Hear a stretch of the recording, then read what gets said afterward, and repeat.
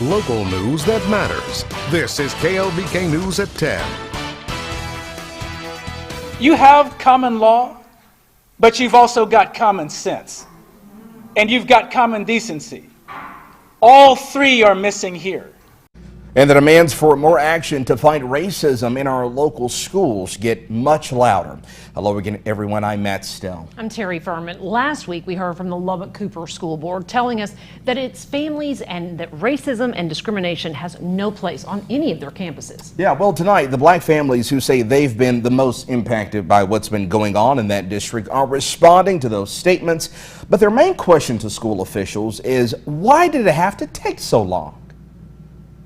It took you 8 months and 23 days to even begin to respond to claims of race discrimination that were brought to your attention.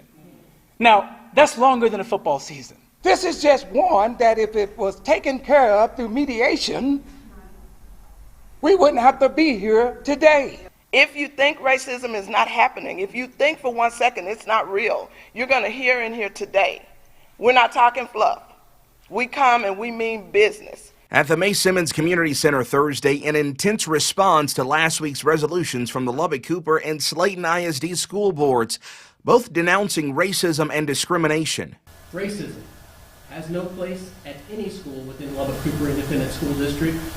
It is not a reflection of our beliefs as a school, and it completely contradicts the virtues we wish to instill to our students. The only thing I read in your response, which it took you almost 9 months to provide, is that you're sorry to hear about the discrimination that's going on.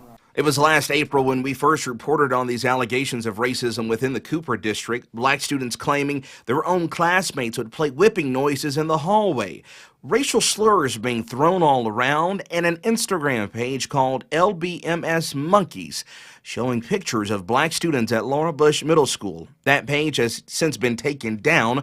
Cooper officials say they're still trying to figure out who created that account, but the attorney representing these black families say it's taken way too long to finally hear from the district. You've hurt people in ways where you compounded it when you ignored them.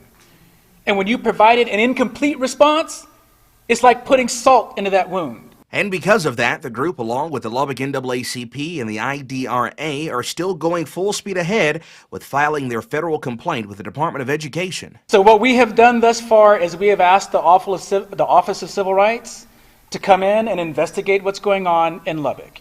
And the Fed can drop a hammer like no one else can. Like, we're not backing down. We're not moving out of our district just because they don't want to fix the issue. And we are very aware that this is not going to happen for our kids this school season. But we have little kids, we have nieces, nephews, friends that will be attending this school possibly that we want this issue resolved. Until they hear back from federal investigators, the families have now started a group called Parents Against Racism, aimed at tackling the problem in schools all across the South Plains. We were really fortunate to have such a great community behind us to help us. We want to extend those resources to anybody who needs them. You need to file a complaint, if you need a grievance, if you just need someone to vent to, we want to be that person for you. Every day we hear of some child that's going through what we are going through, so our group is just growing. We've also learned more about a situation in Slaton ISD involving Autumn Manahan.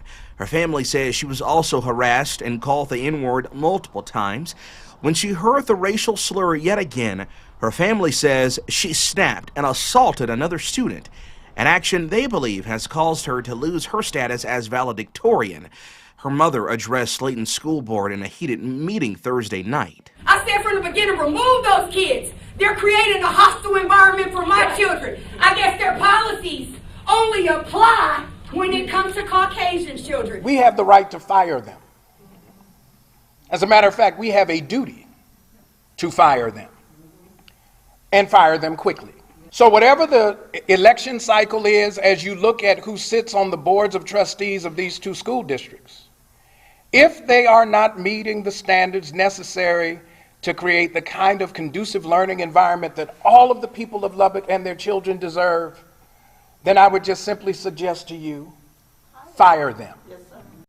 We asked Mr. Henderson about the official process now since they filed that federal complaint. He tells us it's more of a waiting game right now, but says they hope to get a response from the Department of Education very soon and that they'll fight using every legal avenue possible for as long as they can.